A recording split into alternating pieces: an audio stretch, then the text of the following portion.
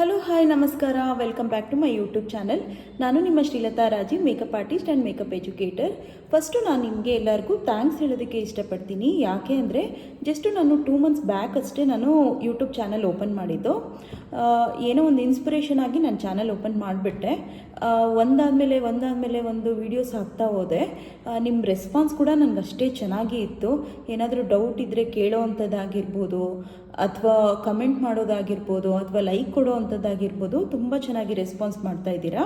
ಅದಕ್ಕೆಲ್ಲದಕ್ಕೂ ನಾನು ತುಂಬ ದೊಡ್ಡ ಥ್ಯಾಂಕ್ಸ್ ಹೇಳೋದಕ್ಕೆ ಇಷ್ಟಪಡ್ತೀನಿ.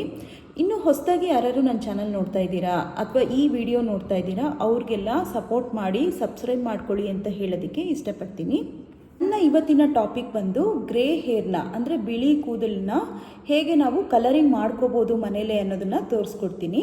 ಯಾವುದೇ ಥರ ಡೈ ಯೂಸ್ ಮಾಡದೆ ಅಥವಾ ಕೆಮಿಕಲ್ ಯೂಸ್ ಮಾಡದೆ ನಾವು ಮನೇಲೇ ಸಿಗೋವಂಥ ಇಂಗ್ರೀಡಿಯೆಂಟಿಂದ ಹೇಗೆ ಒಂದು ಗ್ರೇ ಹೇರ್ನ ಫುಲ್ ಕವರ್ ಮಾಡ್ಕೋಬೋದು ಅಂತ ನಾನು ತೋರಿಸ್ಕೊಡ್ತೀನಿ ಇವತ್ತು. ಡೈ ಯೂಸ್ ಮಾಡೋದ್ರಿಂದ ಏನೇನು ಪ್ರಾಬ್ಲಮ್ ಆಗುತ್ತೆ ಅಂತಲೂ ನಾವು ತಿಳ್ಕೊಳ್ಳೋಣ. ಹೇರ್ ಫಾಲ್ ಆಗಿರ್ಬೋದು, ಅಥವಾ ಬೊಕ್ತಲೆ ಅಂತ ಹೇಳ್ತಾರೆ, ಬಾಲ್ಡ್ನೆಸ್ ಆಗಿರ್ಬೋದು, ಮತ್ತು ಸ್ಕಿನ್ ಮೇಲೂ ಕೂಡ ಇದು ಪರಿಣಾಮ ಬೀರುತ್ತೆ. ಜೊತೆಗೆ ಕ್ಯಾನ್ಸರ್ ಅಂತ ಮಹಾಮಾರಿ ಬರುವಂಥ ಚಾನ್ಸಸ್ ಕೂಡ ಇರುತ್ತೆ.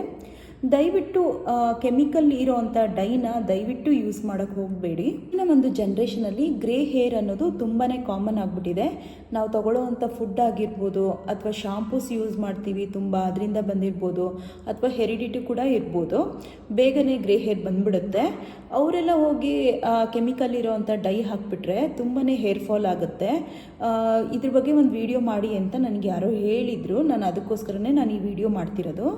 ಹೇಗೆ ಮಾಡೋದು ಹೇರ್ ಕಲರಿಂಗು ಅನ್ನೋದನ್ನು ತಿಳ್ಕೊಂಡು ಬರೋಣ ಬನ್ನಿ. ನಾನೊಂದು ಸ್ಟೀಲ್ ಬೌಲ್ ತೊಗೊಂಡಿದ್ದೀನಿ. ಇದಕ್ಕೆ ನಾನು 100% ನ್ಯಾಚುರಲ್ ಮೆಹಂದಿನ ಯೂಸ್ ಮಾಡ್ತಾಯಿದ್ದೀನಿ. ನಿಮ್ಮ ಹೇರ್ ಲೆಂತ್ ಎಷ್ಟಿದೆ ನೋಡಿಕೊಂಡು ನೀವು ಮೆಹಂದಿ ಹಾಕ್ಕೋಬೇಕು. ಮೆಹಂದಿ ಹಾಕಾದ್ಮೇಲೆ ನಾನು ಕಾಫಿ ಡಿಕಾಕ್ಷನ್ ಹಾಕಿದ್ದೀನಿ. ಯಾಕೆ ಅಂದರೆ ನನಗೆ ರೆಡ್ಡಿಶ್ ಆ ಥರ ಕಲರ್ ಬೇಡ, ಬ್ರೌನಿಷ್ ಕಲರ್ ಬೇಕು ಅಂತ ನಾನು ಹಾಕಿರೋವಂಥದ್ದು. ಜೊತೆಗೆ ನಾನಿಲ್ಲಿ ಒಂದು 3-4 ಲವಂಗ ಹಾಕ್ತಾಯಿದ್ದೀನಿ. ಈ ಲವಂಗದಿಂದ ನಮಗೆ ಹೇರ್ ಗ್ರೋತ್ಗೆ ಈಸಿ ಆಗುತ್ತೆ. ನಮಗೆ ಇದನ್ನು ಹಾಕ್ತಾಯಿದ್ದೀನಿ ನೋಡಿ. ಇದಾದಮೇಲೆ ನಾನು ಮೊಸರನ್ನ ಹಾಕ್ಕೊಳ್ತಾ ಇದ್ದೀನಿ. ಮೊಸರು ಏನಕ್ಕಪ್ಪ ಹಾಕ್ತಾ ಇರೋದು ಅಂದರೆ, ಮೆಹಂದಿ ಹಾಕೋದ್ರಿಂದ ಡ್ರೈ ಆಗಿಬಿಡುತ್ತೆ ಹೇರು ಅಂತ ಕೇಳಿರ್ತೀರ. ಸೊ ನಾನಿಲ್ಲಿ ಮೊಸರು ಆ್ಯಡ್ ಮಾಡೋದ್ರಿಂದ ನನಗೆ ಹೇರು ಶೈನಿಯಾಗೂ ಬರುತ್ತೆ, ಜೊತೆಗೆ ರಫ್ ಆಗಲ್ಲ, ಹೇರು ಸ್ಮೂತಾಗಿರುತ್ತೆ. ಇದನ್ನು ನಾನು 3 ಇಂಗ್ರೀಡಿಯೆಂಟ್ನ ನಾನು ಚೆನ್ನಾಗಿ ಮಿಕ್ಸ್ ಮಾಡ್ಕೊತಿದ್ದೀನಿ. ಮತ್ತೆ ಏನಾದರೂ ರಿಕ್ವೈರ್ಮೆಂಟ್ ಇದ್ದರೆ ಮತ್ತೆ ನಾನು ಕಾಫಿ ಡಿಕಾಕ್ಷನ್ ಹಾಕ್ಕೊಂಡು ಮಿಕ್ಸ್ ಮಾಡ್ಕೊತಾ ಇದ್ದೀನಿ.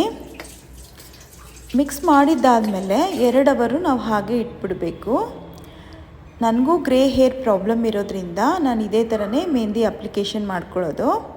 ನಮಗೆ ಹೆಲ್ಪ್ಗೆ ಯಾರೂ ಇಲ್ಲ ಅಂದಾಗ ನಾವು ಇದೇ ಥರ ಸೆಕ್ಷನ್ ತೊಗೊಂಡು ಹಾಕ್ಕೋಬೇಕಾಗತ್ತೆ. ನೀವು ಮೆಹಂದಿ ಅಪ್ಲೈ ಮಾಡ್ಕೊಳ್ಬೇಕಾದ್ರೆ ಯಾರೂ ಹೆಲ್ಪಿಗಿಲ್ಲ ಅಂದರೆ ಸೆಲ್ಫೇ ಮಾಡ್ಕೋಬೋದು. ನೀವು ಹಳೇದು ಒಂದು ಕ್ಲಾತ್ ಯಾವುದಾದ್ರೂ ಹಾಕ್ಕೊಂಡು ಮಾಡಿದ್ರೆ ಬೆಟರು. ಯಾಕಂದರೆ ಮೆಹಂದಿದು ಕರೆ ಅನ್ನೋದು ಹೋಗೋದಿಲ್ಲ ಅಂತ ಹೇಳ್ತಾರೆ. ಸೊ ನಾನು ಸಹ ಇಲ್ಲಿ ಹಳೇದೊಂದು ಕ್ಲಾತ್ ಹಾಕ್ಕೊಂಡು ನೋಡಿ ಇದೇ ಥರ ಸೆಕ್ಷನ್ ತೆಗೆದು ನಾನು ಅಪ್ಲೈ ಮಾಡ್ಕೊತಿದ್ದೀನಿ. ನಿಮಗೆ ಯಾರಾದರೂ ಹೆಲ್ಪ್ ಮಾಡೋದಕ್ಕೆ ಇದ್ದರೆ ನೀವು ಆಯಿಲ್ ಹೇಗೆ ಹಾಕ್ಕೊತೀರೋ ಆ ಥರ ನೀವು ಇದನ್ನು ಸಹ ಹಾಕ್ಕೋಬೋದು. ನನಗೆ ಹೆಲ್ಪ್ಗೆ ಯಾರೂ ಇಲ್ಲ, ಏನೂ ಮಾಡೋಕ್ಕಾಗಲ್ಲ, ಸೊ ನಾನೇ ಅಪ್ಲೈ ಮಾಡ್ಕೊತಾ ಇದ್ದೀನಿ. ಇದು 100% ಕೆಮಿಕಲ್ ಫ್ರೀ ಆಗಿರೋದ್ರಿಂದ ನಾವು ಯಾವುದೇ ಹೆಸಿಟೇಟ್ ಮಾಡ್ಕೊಳ್ದೆ ಇದನ್ನು ಆರಾಮಾಗಿ ನಾವು ಆಯಿಲ್ ಅಪ್ಲೈ ಮಾಡೋ ಥರನೇ ನಾವು ಮಾಡ್ಕೋಬೋದು.